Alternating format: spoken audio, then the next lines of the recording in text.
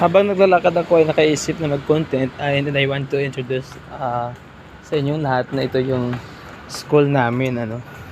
So ito yung school namin, Catholic school siya, no. Pero ako INC ako, pero yung school Catholic. So mababait sila, mababait naman sila yung mga pare at madre dito, ang bait, no. So wala yan sa relihiyon, most importantly nasa work and this is biro na school. So ayun, ganda ng school na yan.